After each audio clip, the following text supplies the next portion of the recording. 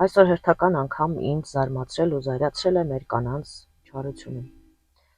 Ոմն կնոջ ֆեյսբուքյան հարթակում պատահաբար հանդիպեցի մեր 44-օրյա պատերազմում զոհված տղաների մայրերի լուսանկարին, որի դեպ նա չգիտես ինչու տեղադրել էր իր էջում, որի տակ այնքան տգեղ մեկնաբանություններ էին գրված հատկապես կանանց կողմից, որ պարզապես չկարողացա չանդրադառնալ այդ մեկնաբանություններին։ Հարգելի կանայք, ինչ եք դուք զգում, երբ մեկ այլ կնոջ կամ կանանց լուսանկարների, տեսանյութերի տակ նման վատ մեկնաբանություններ է գրում եւ հատկապես երբ խոսքը վերաբերվում է մեր տղաների, զոհված տղաների մայրերին։ Մտածել եք արդյոք այն մասին, թե ինչ հոգեվիճակում են այդ մայրերը եւ ինչ կզգան այդ մեկնաբանությունները կարդալիս։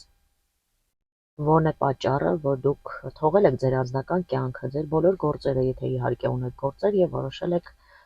այդ տգեղ մեկնաբանությունները գրել։ Հարգելիներս, դուք եք արդյոք որոշում, թե որն է վիշտը կրելու ձևը, կամ կա արդյոք այդպիսի օրենք, որ վիշտ կրող մարդը պետք է անպայման լինի չխնամված, տգեղ, վատ հագնված եւ չժպտա։ Ով է գրել այդ օրենքը։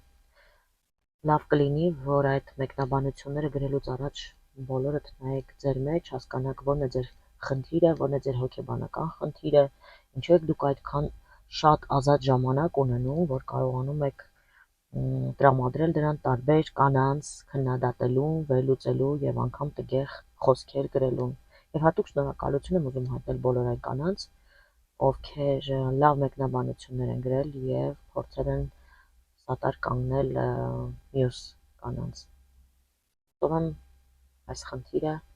մենք միասին խոսելով կարողանանք բարձրաձայնել եւ լուծել։